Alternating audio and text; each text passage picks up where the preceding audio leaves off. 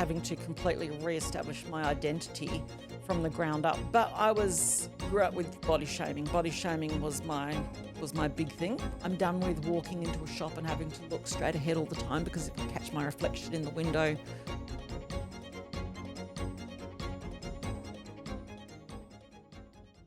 We acknowledge the traditional custodians of the land on which we gather today, the Noongar Wadandi Mort. We pay our respects to their elders, past, present and emerging. The following episode may contain material that can be difficult to listen to. We advise listener discretion. Scratch the surface and everyone has a story. Welcome, Kaya, to the wisdom of women. In this episode, we want to ask the question that a lot of women ask themselves, are we good enough or are we the problem? Our guest today has walked a path she calls toxic self-talk grenades and is on the show today to tell us we are better than that. Welcome, Leanne Shaw. Welcome. Hi. Thank you. Thank you for having me. How exciting. I'm fangirling at the moment. I know. And do you know what? We're fangirling on you because, of course, when we have a guest come in, we always do a little bit of research and we just love your ethos and we just want to – no woman can hear it enough about what is going on and how we can just charge forward as better women. So tell us a little bit about your journey because it is interesting how you went from one path to another path completely. Yeah, I actually went from being pretty much a Stepford wife, doing what I was told, I actually failed a personality test. What? In 1992. It was March. How do you fail I a feel personality? like I need to add that to my CV because I don't think many people have done that. How can you fail it? I failed it. I was up north and I was going for a job at a recruitment company and they put me through all this psychometric testing and they rang me and said, we can't take you on because you actually officially have no personality. What? I'm sorry, we shouldn't be laughing, but But you know the sad thing is I wasn't surprised because I didn't. I was actually a blancmange. Oh, my God. I was a product of who I needed to be and I had no idea of who I was. Since turned that around a bit, but it's one of my proudest moments. I mean, who else can boast that? No, I can't say I have. So I've come from a path of pretty much being told who I need to be in order to keep people happy to having to completely re-establish my identity from the ground up, which is difficult because if you've never known who you are, who do you become? So grew up in the Perth Hills, born in Broome, which was very exciting. I feel like I should go and reback. I went back and lived there and it's a beautiful, beautiful place. Born in Broome, but grew up in the Perth Hills. My history was I had really great parents who did the best they could with what they have because I believe this is not about parent bashing because we all do the best we can with what we've got. Of course we do. But I grew up with body shaming. Body shaming was my big thing. From the age of 8, I knew that my body was not okay as it was. In fact, so much so that when I was 9 years, 364 days old, I was sitting in an inflatable pool in my front yard and I was terrified, absolutely terrified. And I had the hose on my legs and I believed that that was the last day that I was actually going to see my legs as they were, any part of my body as I was, because everybody was talking about how the next day I would be in double figures. Now, for me, the only figures that I had known as a 9-year-old was our body. I didn't realise that figures meant numbers. So you directly related that to your body. Yeah. So suddenly. Well, from the age of 8, I knew that my body was not okay. So I was hiding my body from the age of 8. Can I ask where that came from? Was that what you perceived, what you saw in pictures, in magazines? Is it something that you were told? Did you? It was something I was reminded of a lot, the parts of my body that were not okay. They're just the sarcastic, do you really need that? You know, how's your diet? Yeah.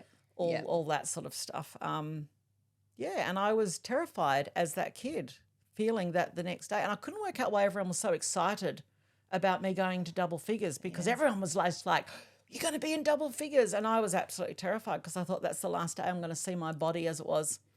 So when did you realise that actually that wasn't the case? On your birthday, the next day? I woke up and was very nervous about looking at my legs because I honestly believed that I would be fat. Isn't it sad that at that age I knew that fat was bad? Yeah.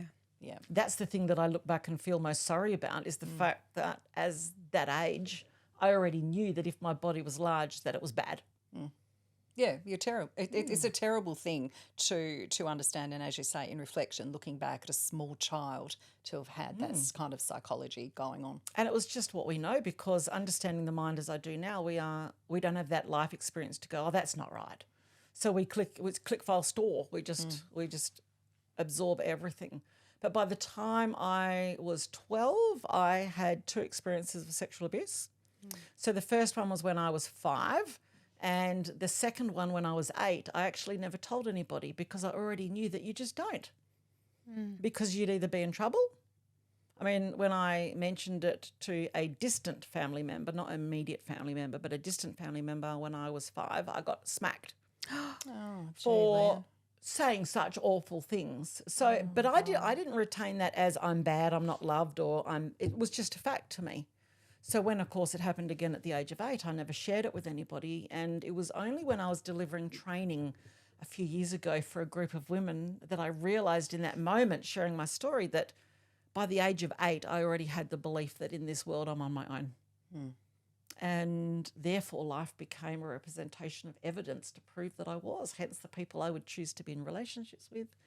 How friends. interesting is that? As you say, it's the groundwork, the boundary with which you then went on with your life. That's what our neural pathways used as the job card every morning when they came to work. We're going to prove that you're right. Yep.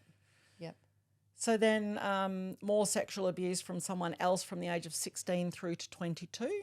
And so that was probably my history, understanding that suffering was, I didn't even have a concept that I was suffering. I didn't even know that I was suffering. In fact, fun fact, I qualified as a school chaplain in my early 30s. That was a path that I went down briefly. And when I went for my recruitment interview, the therapist there was saying, gee, you've had a lot of trauma in your life. And I actually didn't quite know what she meant, because I thought I'd had a really good life. But when she pointed out all the things that I had been through, I thought, wow. And looking back now, we realise that as we grow, even if you're a child, not that I was, but even if you're a child that's locked in a cupboard, you just assume every child gets locked in the cupboard. Yeah. So it's your normal. You don't see it as trauma. So it then becomes your pattern as you go on. And then, of course, we throw in a few narcissistic relationships just to spice it up a bit. And I just want to make it very clear that I'm not qualified to diagnose narcissism, but I identify narcissistic behaviour. So I'm not going to say that I'm a therapist that I can actually diagnose, because I can't, but understanding the behaviour. So, that was a plot twist. Within your scope of experience. It's interesting to me, the way that you talk about this now is just so matter of fact and accepting of it. So clearly you've gone through quite a process. Absolutely. The first 3 people who I believe were narcissists, I didn't recognise, because that wasn't a term that we used back then. It was a term that occasionally you'd hear a psychiatrist use, but it wasn't. I mean, it's the kale of today, where we're all using it. But the last one was a boss, and that one nearly killed me. In fact, I considered ending my life.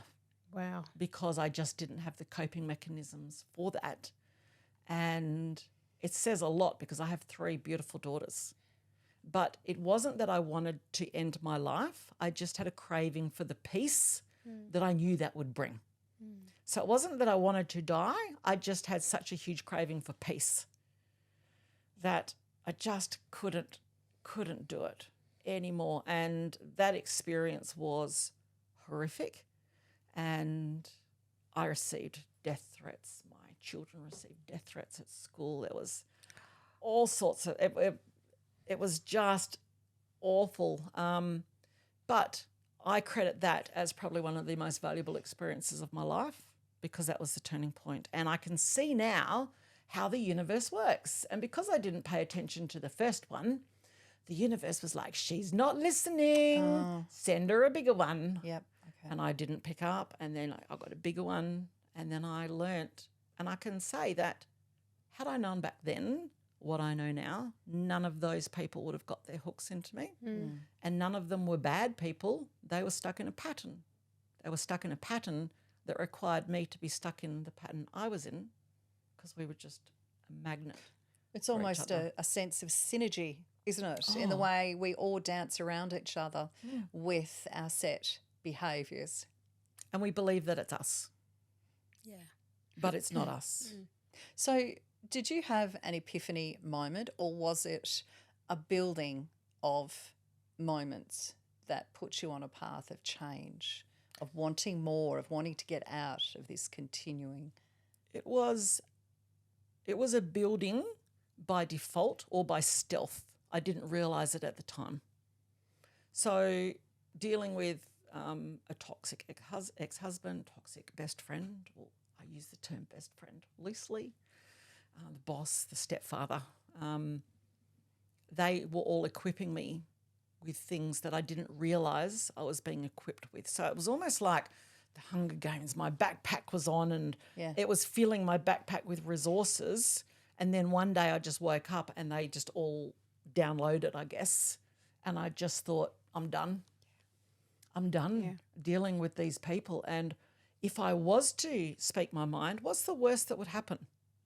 So I started playing around with that. But it was that crucial point of that workplace situation where I lost 10 months of my life because I ended up being on workers' compensation under the advisement of my doctor, and it just wouldn't resolve.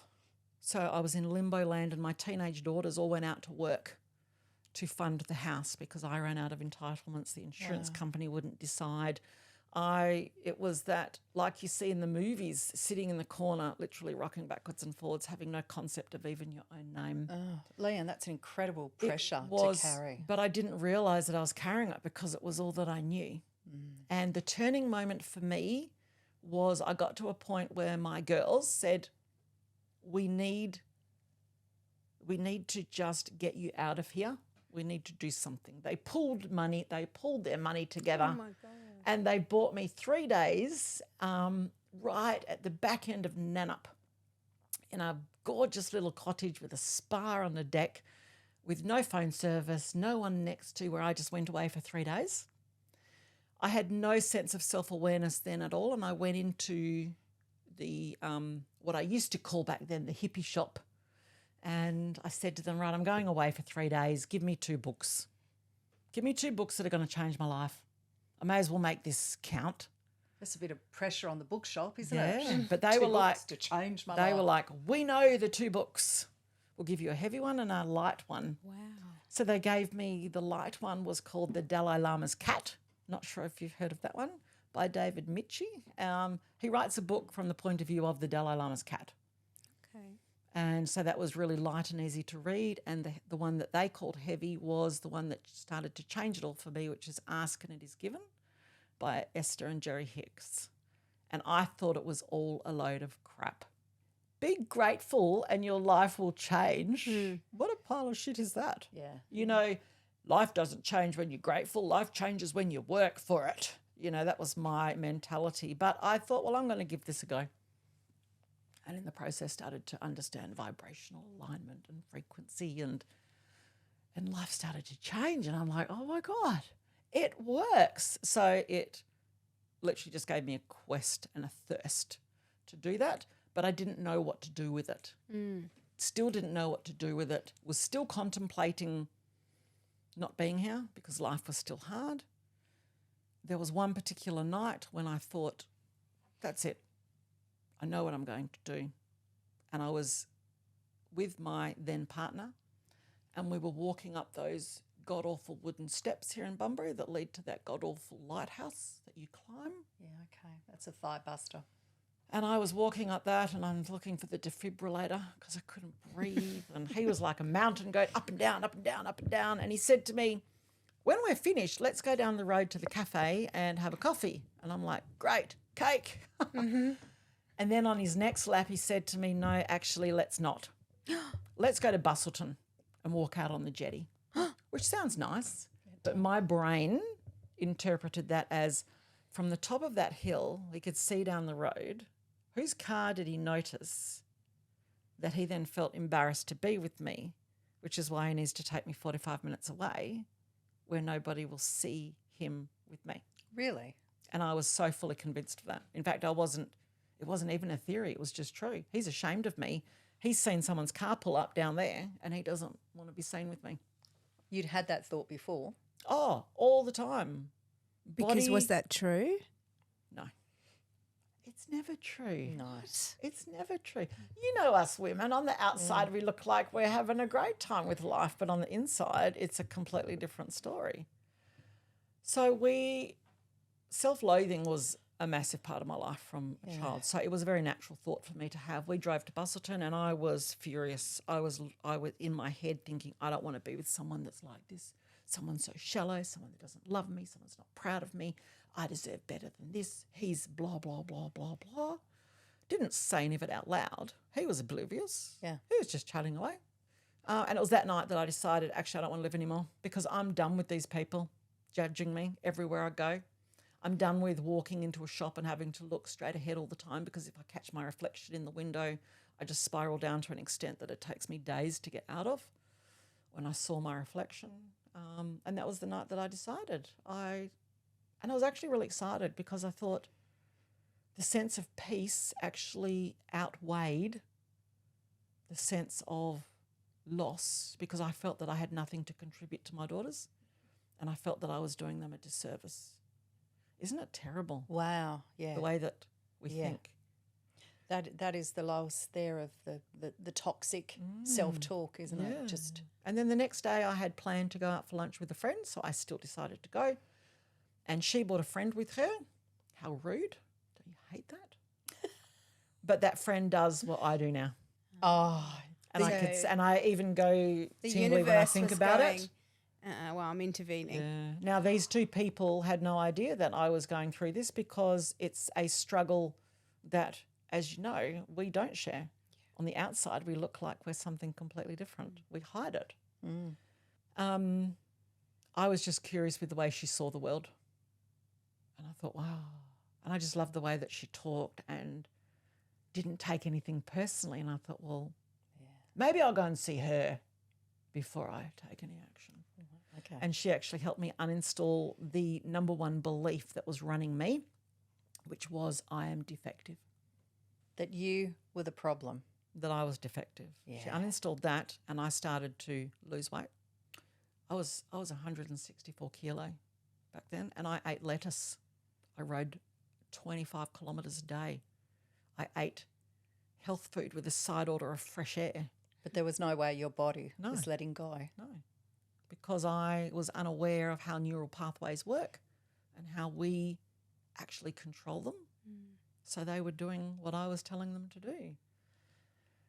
I started to lose weight. I started to feel really good. I was fascinated with how easy life became. So then I went and studied NLP and a few other modalities myself.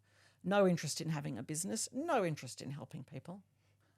Talk to us about LNP. NLP is neuro-linguistic programming. So that stands for, to break it down, the linguistic part of it is our beliefs. So that's the language that we use to interpret ourselves and navigate the world. That then becomes programming for our neurology, which is our behaviour, our thoughts, our words, and what we do.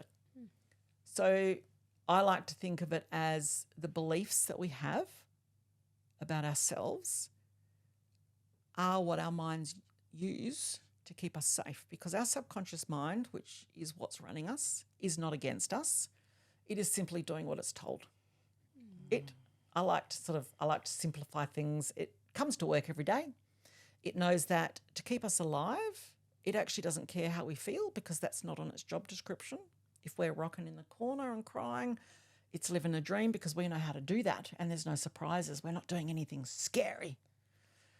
So the way that it keeps us alive is it keeps us strong. The way to keep us strong is to make us right. So whatever we believe, we have a funnel in our head and we bring everything in and it goes through that funnel and gets evolved into coming out at the other end as we're right. Yeah. Okay. So if you believe that you are not enough, somebody treating you really, really well and giving you compliments becomes, oh, they're just saying that, or they obviously want something, so that it matches our belief. So we literally actively discard the very thing that we want in life because we actually don't know how to receive it. Yeah, because it doesn't back up our current self-belief. That's right. Yeah. But we don't know that we're doing it. Right. That's the thing. And this is why we need to understand that we are not bad people. We are incredibly perfect in every single way, but we are caught in a pattern. Get out of the pattern, you'll completely release the problem, because the problem is not us, but we're trying to change us. We're trying to change the wrong thing because there's nothing wrong with us. And then, of course, when we fail, we revert back and those beliefs become stronger. Yeah, okay, yep. We reinforce what supposedly or unconsciously we still continue to believe. So I went through that process of studying, and I went through 3 different providers to study everything that I could. And then I would have a few friends who were dealing with things, so I would help them, and then they would have friends that would notice. And I got to the stage where I was just getting lots of phone calls. So I decided to start a business organically because I just didn't want to be telling people, no, I don't do that, but I'll find someone who can. So that's how it all started. But I am a bit of a vigilante in this space. I don't subscribe to the fluffy stuff. I don't subscribe to go home and have a bubble bath. In fact, I will roundhouse anyone that tells me to do that. Oh, no one's going to say that now, Leanne. Absolutely. It's all right, You've I'm got not the a floor. bath person. I won't say it. We're just... Do you think we're being too soft in this day and age in the sense of how we traditionally or traditional methods now I think that there is a place for softness. I think there is a huge place for that. What I don't like is the fact that we identify other people as creating the change in us. So when I work with people, I say to them right up the front, any results that you get are yours. I'll take the journey with you, but you're making the change. It's not because I'm amazing. I mean, I'll show you how I did it, but you take credit for your results, because I don't like the concept of come to me and I'll fix you, because that just perpetuates the belief. Yeah, your inability. Come to me and I'll show you where you left yourself so that you can actually become the expert, become your own expert. Yeah, okay. So that's where I come from. But there are a lot of people that wouldn't come to me as clients because I would scare them. Because they need a bit of fluff. No, but it is scary in a sense to acknowledge that you need to be looking internally at your own mechanisms and your own thought process to ultimately make the change. That's right. Even down to the basics. I remember having an epiphany moment when my kids were young and they might be reacting to each other, and one of them would say, they made me angry. And I remember turning around at one point and going, no, you made yourself angry, okay, because you reacted that way. Exactly. Take your power back. Don't let people throw your emotions around or impact your emotions like that. You need to be in charge. But, I mean, telling kids that is possibly... Because it's not what happens that is upsetting us, it's the meaning we assign to it. Yeah, right. Because that then creates a thought, which then creates a feeling, which then creates an action, which then creates an outcome. It's like if you walk into a room and 2 people stop talking and look at you, and your meaning becomes they're talking about me. You just hit that first domino of why are people like that? Why can't they say anything? We feel upset, we feel excluded, we feel embarrassed, we feel judged, and we never get that relationship back.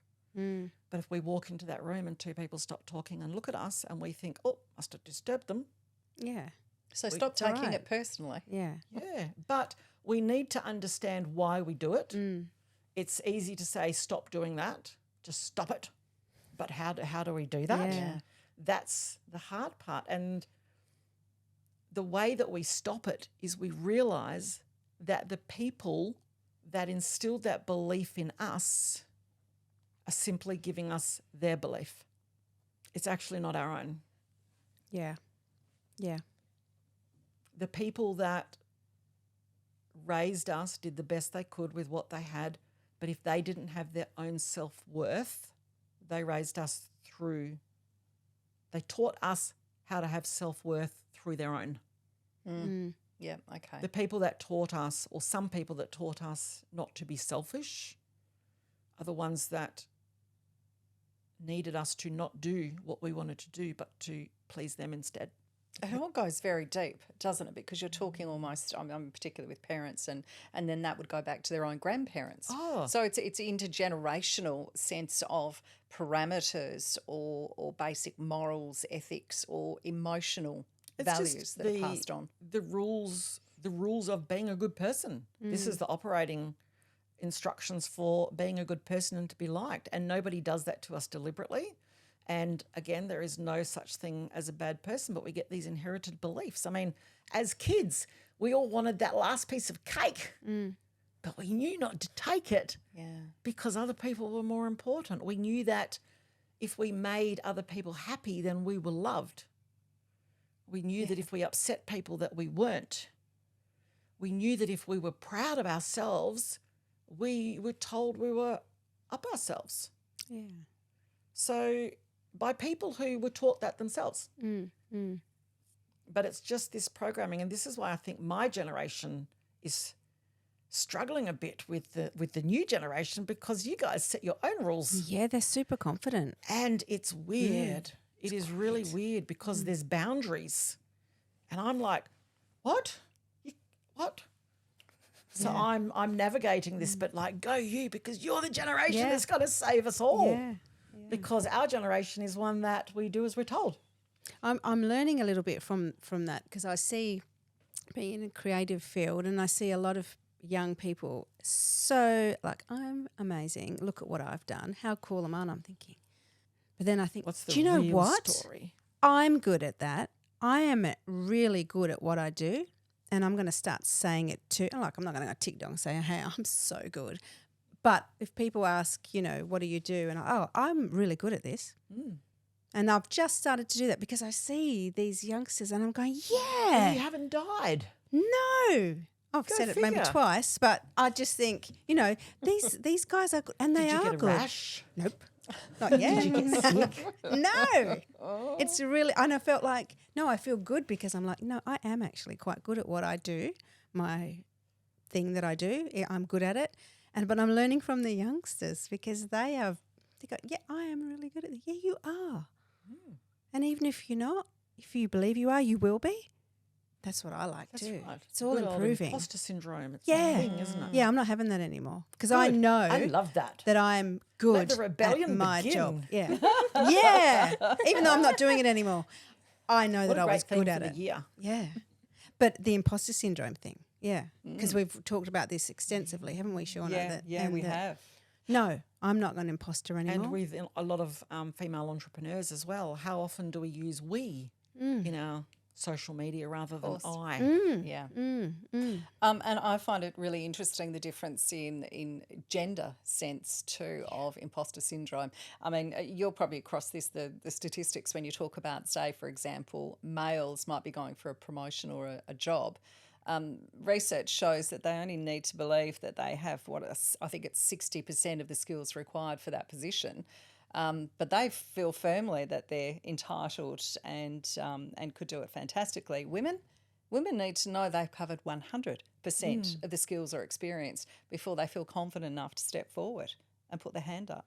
And if that doesn't display the difference or the disparity in the way that women have inherently been brought up as opposed to how men have, to me, that just is the big, I think, red flag when it comes to females and males. Well, women are the support act, aren't they? Yeah.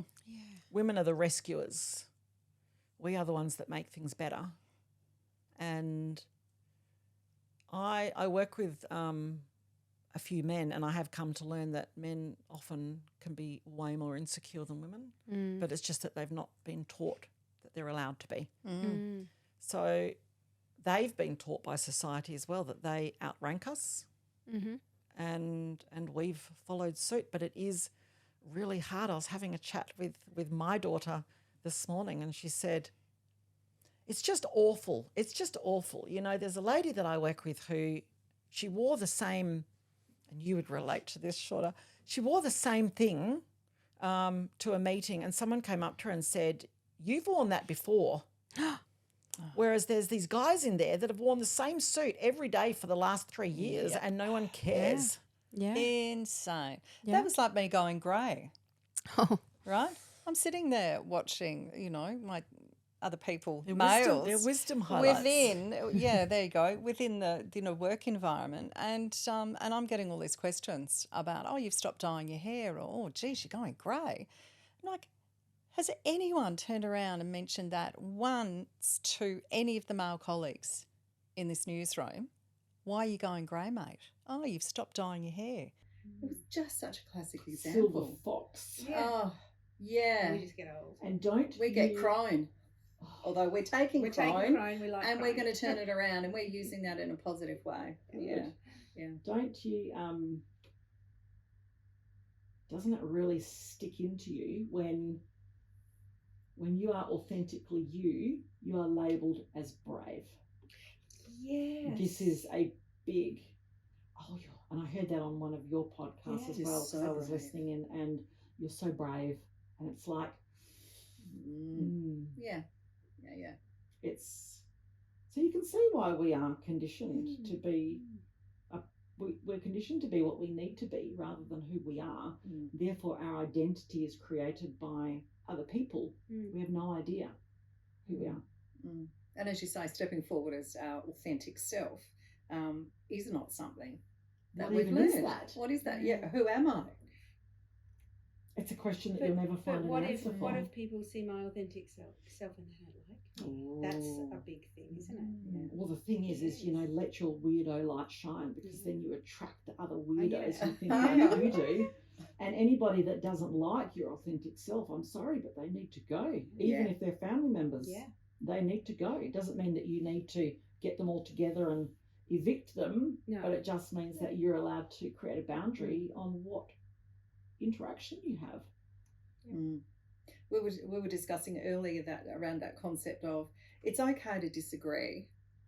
It's basically just being respectful and taking on someone else's knowledge or ideas, because in many ways as well that helps you push you out of your own sort of preset. Conflict is one of the most valuable things we can have in a relationship, in a workplace, in a community, because conflict is actually, I don't see it that way, I see it a different way, tell me how you see it, and let's learn. Where we get confused though is when it turns to combat and it becomes right versus wrong. So it's either or rather than teach me how you see this. Or there's enough room here for us all to have our different concepts and ideas, so long as it's serving your purpose in a positive manner and being true for yourself. It's and as long as you are supporting yourself to actually be open to learn new things, because isn't that what life's all about? Growing and learning. But it becomes very competitive. Do you think women are good at supporting each other? I think women are exceptional at supporting each other. There is a sense of realising you're not alone. There is a lot of power in realising what you too, you have that, you understand, and we feel heard. There then is an invitation to then take that one step further and think, well, what do we do with this? Rather than normalising what we're going through, understanding, showing empathy, showing support, and then thinking, well, what could we do with it?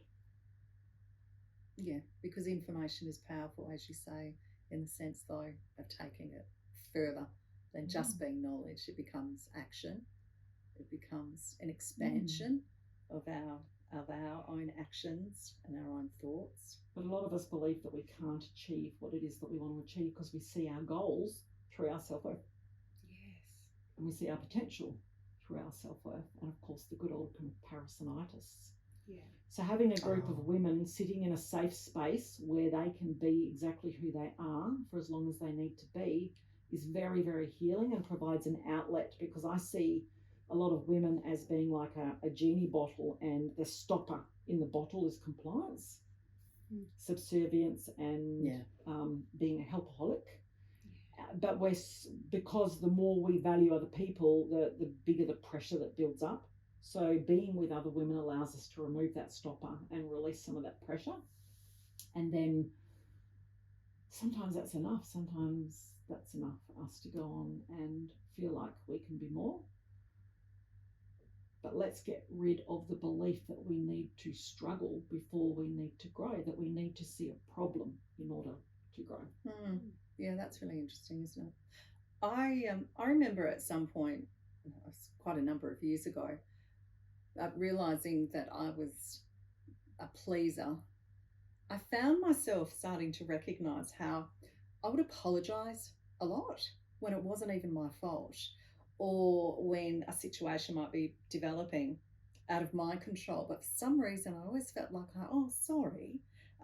And I realised that some of my behaviours were more about pleasing other people as opposed to me actually getting enjoyment or taking a positive out of that action. And I just remember over a period of time realising all that. And so I started to change some of my behaviours. That's huge in itself, even having that self-awareness. Yeah. That's a big thing. I stopped apologising. Was that hard? Yeah. It came out just... I started to tally up mentally sometimes how many times during a day, and start asking yourself that question, or listening to it. Do an audit. How many times a day did I bloody well turn around and say, oh, sorry? It's like, actually, it's not my fault. I don't know why I'm even uttering that. It's what a great challenge even for the people listening to contact you with a number. Do an audit, do an interactive audit. Yeah. That'd be so interesting. And there's other aspects, I suppose, of all our behaviours. When you start being aware of what you are doing. Yeah. And who requires you to do that without them realising either. Yeah. Because with women, currency is guilt. Now, that's why on the front of the Cocoa Pops packets they put includes all these vitamins and minerals, so we don't feel bad about feeding that stuff to our kids, because guilt is what we run on. And we feel bad to be ourselves because we see it as putting ourselves first, which is not a comfortable state. So what about if instead of being selfish, we were selfist, where we go, you know what, you're important, I'm important, let's work out how we can both get what we want. Yeah. That's wise. That's wise. I do really like that. How do women say, listening to this, and they're thinking, oh, I can see a lot of this, that is me. What are some of the things, the steps that we can be taking on a day-by-day basis? What's some of the things that we can be aware of? I would like what you've just suggested, like the audit of the apologising. I think that being aware that when we are helping other people, if we can reframe that, we're not helping them, we're enabling them. We are actually depriving them of their opportunity to learn. We are depriving them of their opportunity to grow, because our need to be valued requires them to rely on us. So not seeing that as a bad thing, but stepping back a little bit and thinking, I'm actually going to ask questions instead of actually doing it for you, so I can help you to grow.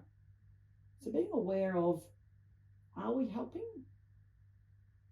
or are we a magnet for certain people? The other thing is, you're allowed to have two parts of you. You don't need to have all the answers. You don't need to be confident at everything. You're allowed to create an alter ego. You know, this is something I did when I first started delivering my training, because I put off training for so long because I thought, who's going to want to listen to a fat life coach? Because I obviously don't have my head together. God, listen to that self-talk. So I put that off for so long. But then I realised it's what we see as our flaws that actually make us more relatable and more real. So I created an alter ego because I learnt that Stephanie Germanotta is terrified of performing. Yeah. So she sends Lady Gaga out onto stage. Oh. Beyonce used to be terrified, so she sent Sasha Fierce. Yes. Look at Wonder Woman. Yeah. Everyone's got an alter ego, and I thought, why can't I have one? I really like that. So I realised that the professional version of me, if that took over the personal version of me, I would do my head in. I would be a lot. I wanted to be a person that would go home and sit on my couch with my cat and just be. I didn't want to be confident all the time. What if we just became a part of us and allowed that part to do us? So I became, I have a coaster that a client dropped into me and she said, this reminded me of you. I had to buy it for you. Oh. And it's the queen of effing everything. So I used to put that coaster in my pocket when I would go deliver training, and that's who I became. So when people challenged me, I didn't see it as heckling. I saw it as they're really interested. My first major corporate training, there was a doctor, a lawyer, and a psychologist. And I thought, I'm done. I can't do this. So that coaster got me through. 2 of those ended up becoming personal clients. But I thought, what have I got to teach these people? So create an alter ego for yourself and let that part take you. I guess it's like when I used to walk through a room and be Sally. Be Sally. Yeah. I used to be my friend because she was super confident. She's not. Exactly. She's Well, just all she's an got on act. the outside. But Joe is if all you an let her run you for a little while, Yeah, I did. things are different. Yeah. I guess the other bit of advice that I would give is that people do not need to like you in order for you to still be of value to them. And in fact, our need for people to like us puts a lot of pressure on people that have already got pressure on them. Imagine if we went to the supermarket and the person serving us couldn't serve us unless we indicated that we liked them first. Wouldn't that be a lot of pressure for us? Yeah, and them. Yeah. So why do we do that? Why do we need people to like us who don't really even like themselves? Because people are not seeing us as us, they're seeing us through their own self-worth. The people that are judging you are not judging you, they're seeing you through their own self-worth. So what if we just gave our mind what it needs, which is a container? Our mind needs to know when something's going to start and when something's going to end because it gives it safety. What if we said for the next 2 days, I'm going to do and say what I want with integrity and just see what happens. And if on the other side of that 2 days I don't like it, I can come back. Okay, that's good. You'll actually realise that people will treat you so much better because you're setting the rules for how people treat you. And if you're not going to value you, why should anyone else? Yeah, that's so true. Yeah. Wow. Value. And realise that self-worth is not a thing. Self-worth is not measurable. What do we use to measure our worth? Yeah, okay, that's profound. What do we use to measure our worth? I suppose in some ways, maybe it might be how other people treat me. And what are they using to see us, their own self-worth? Yeah. The chance of you being here is over 400 trillion to 1. Oh. That man met that woman. She didn't have a headache. She decided to do that. That exact day and time. And then, of course, you add on top of that 600 billion to 1 that sperm found that egg. Yeah. So tell me again how you're not valued. Tell me again how you don't have a right to be here. The only thing stopping you from realizing how worthy you are is your own need to prove that you're not. we just keep pinching it off. And in fact, every compliment, every bit of evidence that we are just amazing, we actively discard and feel awkward about. Self-worth is not measurable. If you want to feel better, do better, and think better, imagine what you would do if you had all the self-worth that you wanted. Think about it. You could even journal that. You could make a list. If I had all the self-worth that I want or dream about, what would I do differently? And then align yourself with that and do that, and it will just show up. Because confidence, which is often confused or aligned with worth, confidence never happens first. It happens second. You will never, if you want to feel confident, you want to wait till you feel more confident to go and do something, you're never going to do it. How many of us go and study one more thing because that will give us the confidence to know to run our business? Confidence comes in after the thing. I like to think of self-worth as the smell of a casserole. We're all getting upset because we can't smell casserole. In fact, we're getting very, very cross, and we're blaming ourselves, and we're miserable, and we're stuck because all we want to do is smell casserole, but we're not cooking the casserole. And we're never going to smell it until If we start we cooking. go and cook the casserole, the smell turns up all by itself, as does the worth, as does the confidence. God, that's so clear. Such a good way. And this is why you do not need a product. You do not need anything to But feel yourself. the worth. You need yourself, and you need to realize that you are the expert, but you're just dormant. It's time to wake yourself up. Bring your authentic self That's forward right. and know that you have all the worth in the world. You are a biological miracle to start with. Yeah. What more do you need? And you're not being hard on yourself. You're just finding it hard to be away from yourself. When you feel like you're struggling or stuck, it's not an indicator that you are unworthy. It's an indicator that you're not being you. And if you're out there and you need to know more, then go out there and discover this, because it is amazing. Leanne, you're talking about a program that you recently launched and very, started. very exciting. So I yesterday launched the School of Self-Worth, which is a project that I've been wanting to do for a very, very, very long time, but haven't really known how to do it. I've been putting the pieces together, and yes, it has now launched. And it is a organic, self-paced 12-month program where people can get one module a month, which is 3 video lessons from me. So you get my head in your email 3 times, #sorry not sorry, plus lots of live support that happens as well. So there are 12 modules and they're not fluffy. Yeah.